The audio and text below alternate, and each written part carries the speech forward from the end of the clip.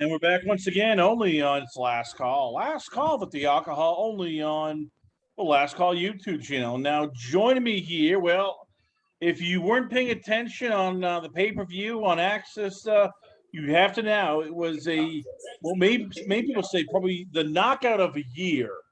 And not only was it a knockout of a year, she is now the Invicta FC Straweight Champion. I give you it's Emily Ducote. Emily, let's start off here with how does it feel? Invicta Straweight Championship. I mean, for somebody like yourself, who it's always been you get to that level and then just something happens, or you get to that level and then you stumble. How nice was it finally getting over the hump? Yeah, it's been amazing. I'm so happy about it. It's been a long time, and I just finally feel like everything has come together, and that's just a great feeling. Take me to the knockout. I mean, when did you start realizing, like, okay, I can catch her flush? She's opening her guard. Like, when did you start realizing, okay, I'm going to throw this? Because head kicks are tricky. You miss, and all of a sudden you're just out of position, and they can take you down, or they can catch you with a kick. I mean, it's all or nothing. Right. We had studied her, and several of my coaches made a game plan kind of for the fight and what they saw the openings might be, and the right hand and the head kick were some of those things. So I didn't know who was going to go quite like that, but I was hoping to land the right and hoping to land the head kick. So earlier on in the fight, I had landed a cross that it looked like it hurt. So I was happy to see that was there, and I was kind of looking to land that again. And I landed it, and I saw her drop. I didn't know she was out. I knew she was hurt. I thought she was just dropping and coming back, because I've seen that before in a fight where I've hit them and it's hurt, and they kind of their knees buckle, but they come back up. So I wasn't sure at that point what was happening. So I just threw the kick, and obviously after rewatching it, she was very hurt on the punch. But that's kind of what happened. It's everybody's dream to win the title by knockout. So, to basically just go there in their fight and not and score that, the one hit quitter, but the one punch quit, that one punch just say goodnight. For you, how long did it take you just to get, everything down and not go, oh my God. I did it. You won the title, one punch knockout, and you're going, this is amazing. Yeah, I was thrilled.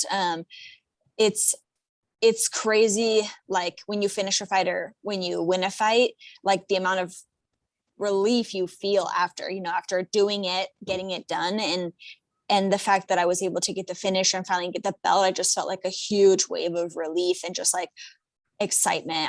I'm thrilled about it.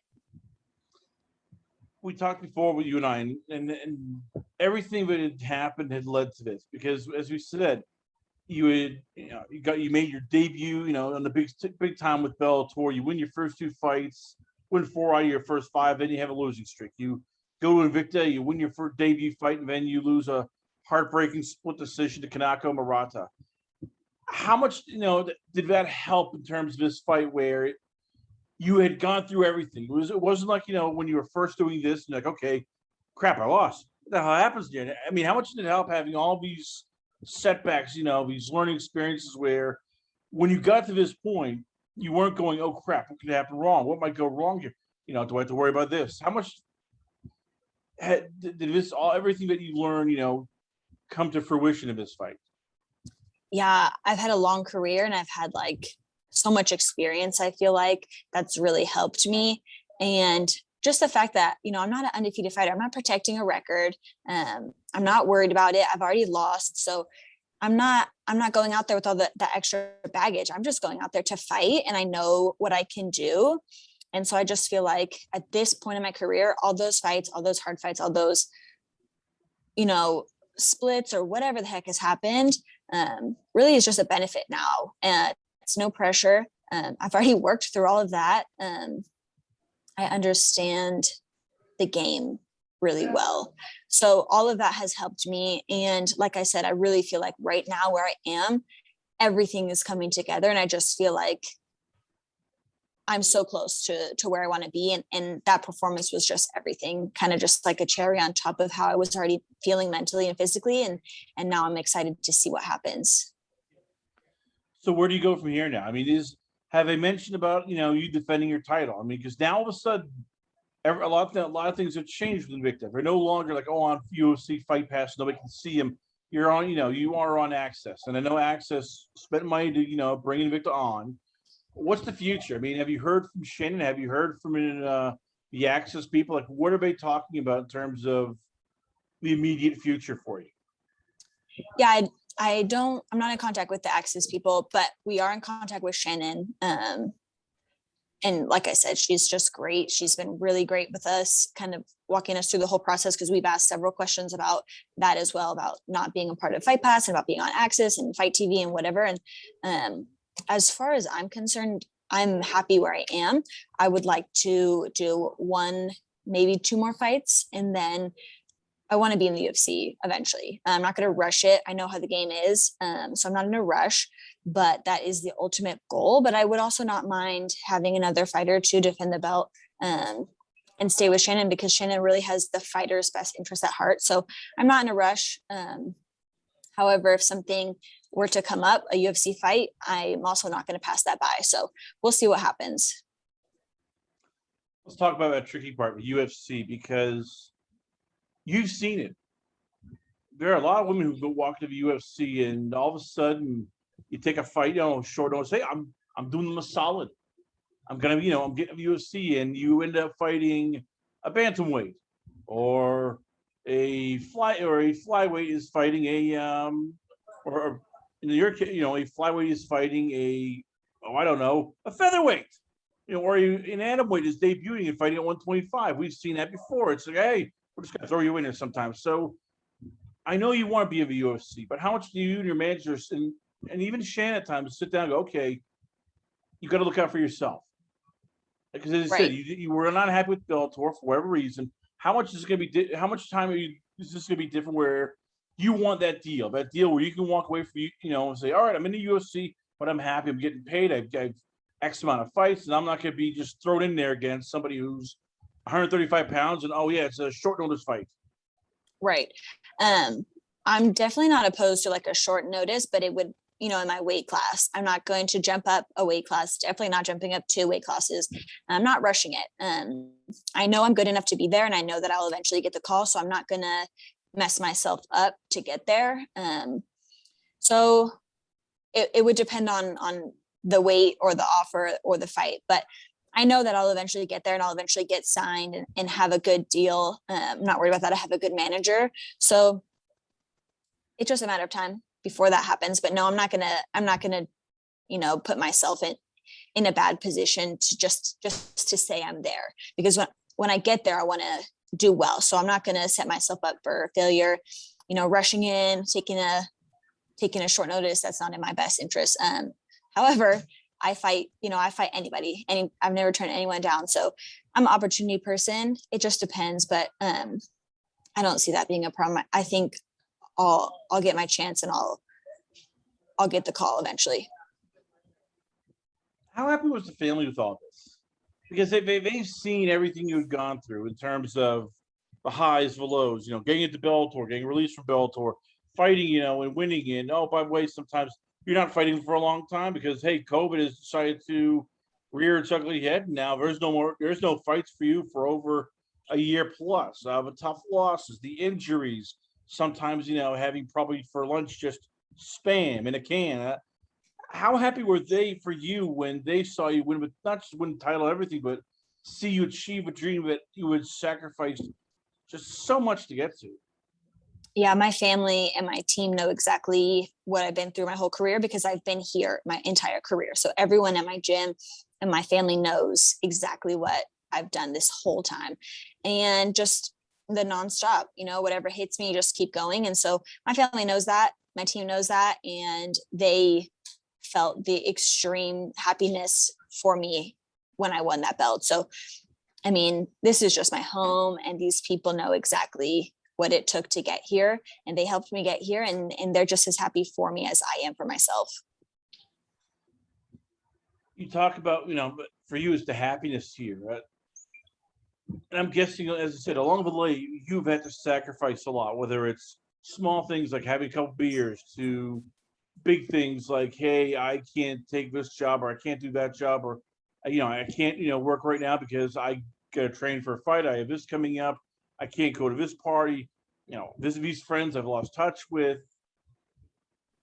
When you got that belt, when it was put onto you, how happy were you? I mean, in terms of, for you, it was, it's validation. It's like, all right, this made sense. Everything I gave up, it finally, there's purpose behind it. I didn't just waste all this time, sacrificing, doing squats, lifting, running, cutting weight. I actually I can say I am a champion. Right. Yeah. I mean, you saw how I was after the fight. I was jumping around like uncontrollably. And it's funny because, if you had never seen me fight before, you wouldn't understand. You wouldn't understand. That's not how I celebrate every fight, every win. That is a celebration of an entire career that has been, full of ups and downs. And has finally, I feel like everything is coming together. And that's why I was so happy. And it's an unbeatable feeling. Like you said, it just, I knew everything was going to be worth it one day, but it just is a nice reminder that, you're doing the right thing. Just keep going, and you're going to accomplish what you want to accomplish. Before I let you go, how much do you also enjoy the fact that, as you said before, and there's a lot of women who've mentioned this, certain fighters get, perks because they use sex appeal, whether it's Instagram, whether it's Twitter. They just know how to use a certain look. They'll do cosplay. They'll do even modeling. Looks sell. Sex is still big for you. How much do you enjoy the fact that you got to this point by just being you? That you didn't, do any gimmicks. You didn't, become a sort of a female Colby Covington. But you are who you are from your first fight to your now 17th fight to your championship win, the lows. I mean, how much do you like the fact that no matter what, you've been Emily Ducote from beginning to end now? Yeah, that's something that's really important to me. Of course, I've seen a lot of people get to like a high level by doing, whatever they needed to do. And it was hard because I didn't want to do those things, and I want to make it as myself. I feel like as long as you are doing what you want to do, then that's great. I don't care what other people are doing, but I want to do it my way. And so it's been hard because, I feel like I am a high level athlete and I should be at the highest level, and I just haven't made it there yet. But I will, but I'm going to do it my way. Like you said, I will make it to the UFC and I'll do it my way. And that's just what I feel like everyone needs to do. Do it your way. Whatever you want to do it your way. Don't do something because you think you need to. And I feel like I'm going to stand pretty strong in that. Like you said, I've been doing it my whole career, so I'm not going to change now. I'm going to accomplish everything, but it's going to be my way. I'm very happily, so once again, she is the new Invicta FC Straweight Champion. Well, she has some bigger goals, down the line. We're looking forward to it. I give you once again, it is, a woman who probably has scored. I can't guarantee it, but I will guarantee you, knockout of the year. I give you, it's Gordina herself. I give you Emily Ducote. Emily, before I let you go, where can fans check you out at? Where is the Twitter page, Instagram, the YouTube channel? Where can fans hit you up at? Most active on Instagram. So if you want to follow my career, my life, that's where you should do it. Most active on there. Emily Ducote, ladies and gentlemen, once again, the champ is here. The Invicta Straweight Champion. We come back, though. Stay tuned for more great interviews coming up only on Last Call. Last Call with the alcohol, only on, it is the Last Call YouTube channel.